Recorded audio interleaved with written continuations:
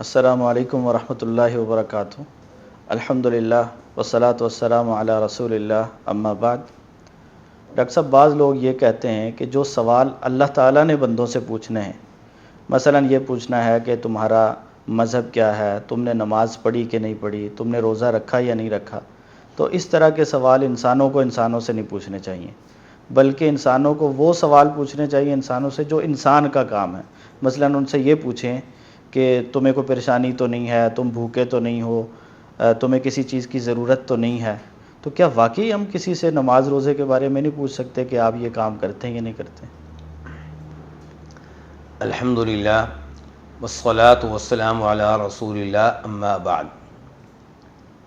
اللہ رب العزت نے ہم تمام انسانوں کو بلکہ تمام جنوں کو بھی صرف اپنی عبادت کے لیے پیدا کیا ہے۔ اللہ تعالیٰ فرماتے ہیں وما خلقت الجن والانس الا لیعبدون۔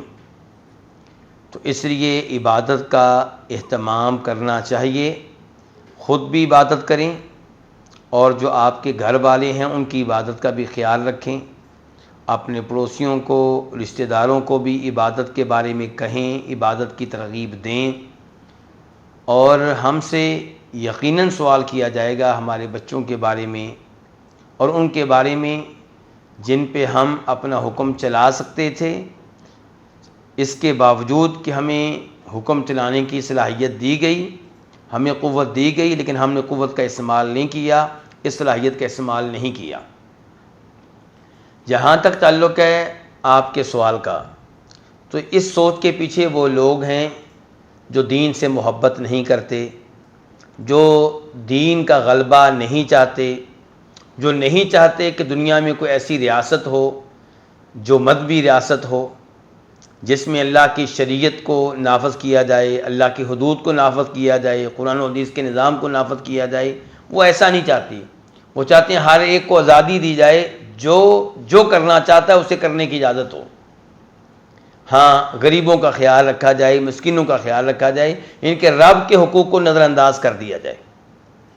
لیکن قرآن و حدیث پہ نگاہ ڈالیں، صحابہ کرام پہ نگاہ ڈالیں تو معاملہ بالکل اس کے الٹ ملے گا۔ ٹھیک ہے۔ نبی علیہ الصلوۃ والسلام نے نماز کا نظام نافذ کیا، اور یہ نظام اتنا ٹائٹ تھا کہ منافقین کو بھی مسجد میں آ کے نماز پڑھنا پڑتی تھی۔ ان کو معلوم تھا کہ مسجد میں آ کر نماز نہیں پڑھیں گے تو لوگ یہ سمجھیں گے کہ ہم مسلمان نہیں ہیں بلکہ ہم کافر ہیں۔ اس سے آپ اندازہ لگا سکتے ہیں کہ اس ریاست میں نماز کا معاملہ کیا تھا۔ نماز کا معاملہ پہچان تھا کسی کے مسلمان ہونے کی یا مسلمان نہ ہونے کی۔ بالکل۔ آپ دیکھیں کہ ایک بار نبی علیہ الصلوۃ والسلام نماز پڑھا رہے تھے، نماز سے فارغ ہوئے، سلام پھیرا تو آپ کی نگاہ ایک آدمی پہ پڑی جو الگ تھلگ بیٹھا ہوا تھا، وہ جماعت کا حصہ نہیں بنا، اس نے نماز نہیں پڑھی۔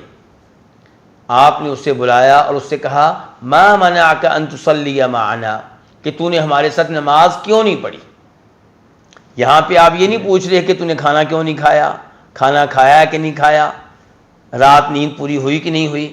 آپ کیا سوال کر رہے ہیں کہ تو نے ہمارے ساتھ نماز کیوں نہیں پڑھی؟ تو اس نے کہا اللہ کے رسول علیہ الصلوۃ والسلام، میرے اوپر غسل واجب تھا اور غسل کرنے کے لیے پانی نہیں ہے، اس لیے میں آپ کے ساتھ نماز نہیں پڑھ سکا۔ تو آپ نے بعد میں اسے پانی دیا تاکہ وہ غسل کر سکے۔ کہنے کا مطلب یہ ہے کہ نماز کے بارے میں اللہ کے رسول علیہ الصلوۃ والسلام نے سوال کیا ہے۔ آپ صحابہ کرام کی طرف آ جائیں۔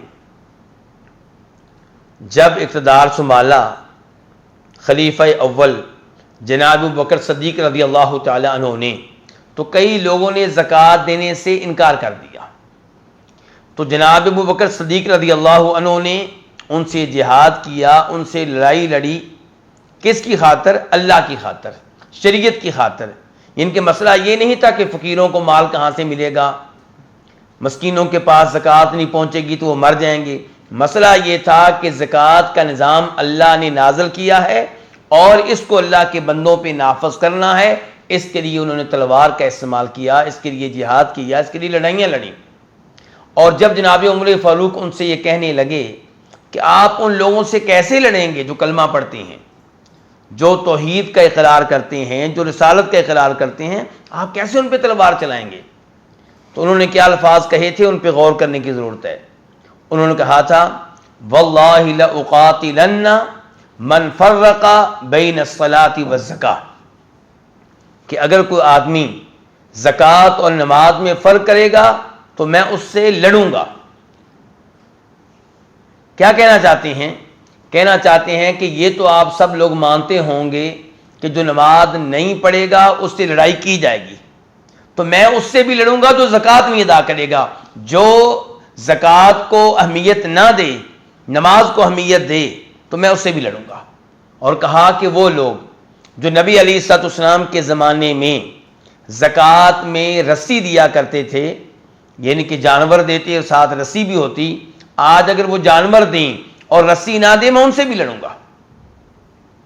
تو اس سے آپ اندازہ لگا سکتے ہیں کہ نماز، زکوٰۃ، دیگر عبادات، ان کی اسلام میں کیا اہمیت ہے، اور حکومت کی ذمہ داری ہے کہ ان عبادات کے نفاذ کے لیے طاقت استعمال کرے۔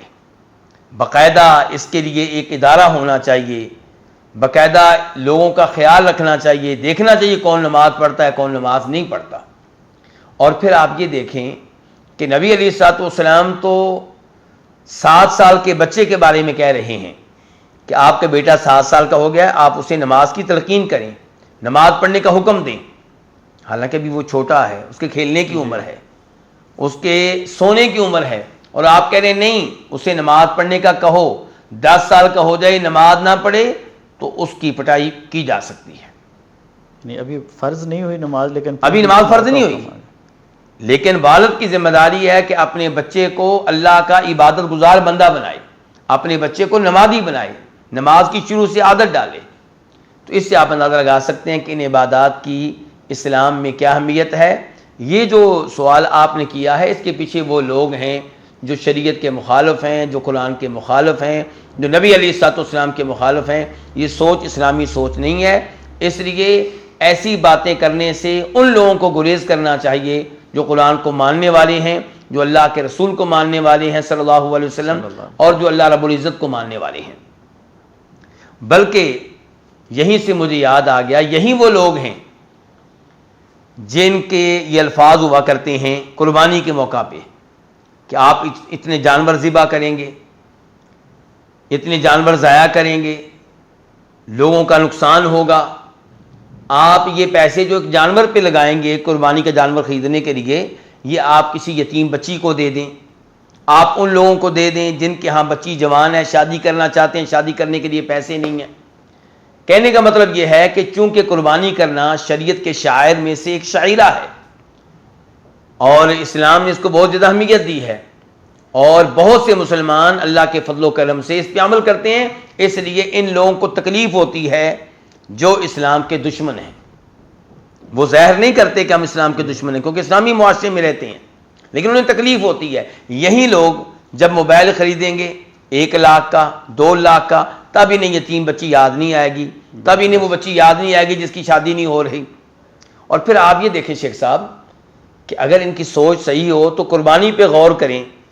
ہم نے قربانی کرنی اللہ کو راضی کرنے کی، لیکن فوائد کی طرف اگر آپ آئیں تو اس میں غریب اور فقیر کا فائدہ ہے۔ جانور کس کے بکتے ہیں؟ غریب کے۔ جانور جب ہم منڈی سے خریدتے ہیں، گاڑی پہ لاتے ہیں، وہ گاڑی کس کی ہوتی ہے؟ عام طور پہ متوسط آدمی کی ہوتی ہے۔ اسے چلانے والا کون ہوتا ہے؟ اس ٹیکسی کو، اس گاڑی کو چلانے والا غریب آدمی ہوتا ہے، اس کو پیسے ملتے ہیں۔ چارہ بیچنے والا کون ہوتا ہے؟ غریب آدمی ہوتا ہے۔ ذبح کرنے والا کون ہوتا ہے؟ کسائی، غریب آدمی ہے۔ اس کی کھال اتارنے والا کون ہے؟ غریب آدمی ہے۔ اور پھر جب میں قربانی کروں گا، آپ قربانی کریں گے، ہم گوشت کن میں تقسیم کرتے ہیں؟ غریبوں میں تقسیم کرتے ہیں۔ وہ لوگ جو پورا سال بکری کا گوشت نہیں کھا پاتے، قربانی کے موقع پہ کھاتے ہیں۔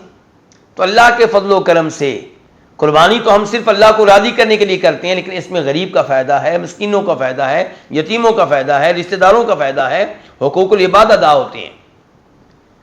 تو افسوس ہوتا ہے ایسی سوچ پہ، اور تب زیادہ افسوس ہوتا ہے جب ہمارے کئی مخلص مسلمان انجانے میں ایسی باتیں کر جاتے ہیں، ان کو پتہ نہیں ہوتا کہ یہ باتیں کس قدر اسلام کے خلاف ہیں، بلکہ آپ کہہ سکتے ہیں کہ یہ وہ جملے ہیں جن کے ادا کرنے سے خطرہ ہے کہ کہیں انسان دائرہ اسلام سے خارج نہ ہو جائے۔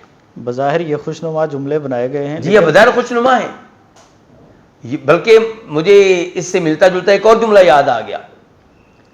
جی آپ مسجد میں سیمنٹ کی بوری دینے سے پہلے یہ دیکھ لیں کہیں آپ کا پڑوسی بھوکا تو نہیں ہے۔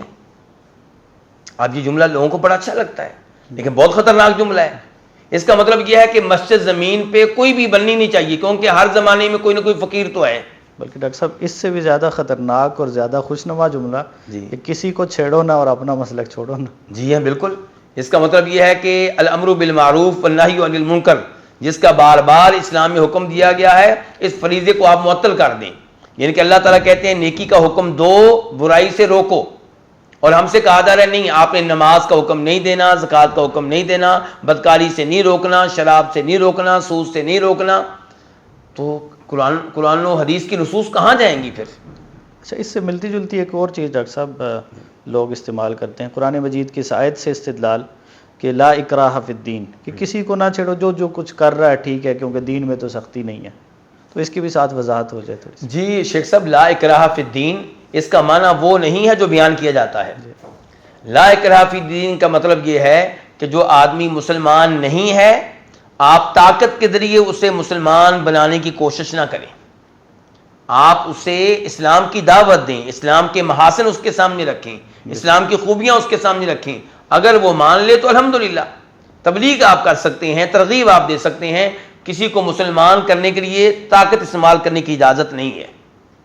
اس کا مطلب یہ نہیں ہے کہ جو مسلمان ہو چکا ہے اسے آپ نماز پڑھنے کا حکم نہیں دیں گے یا زکوٰۃ دینے کا حکم نہیں دیں گے۔ نماز کے معاملے میں سختی کی جائے گی، زکوٰۃ کے معاملے میں طاقت استعمال کی جائے گی، ریاست یہ طاقت استعمال کرے گی، باپ اپنی گھر کی چار دیواری میں طاقت استعمال کرے گا، لیکن جو مسلمان نہیں ہے اس کو مسلمان کرنے کے لیے طاقت استعمال کرنے کی اجازت نہیں ہے۔ جی جزاکم اللہ خیر۔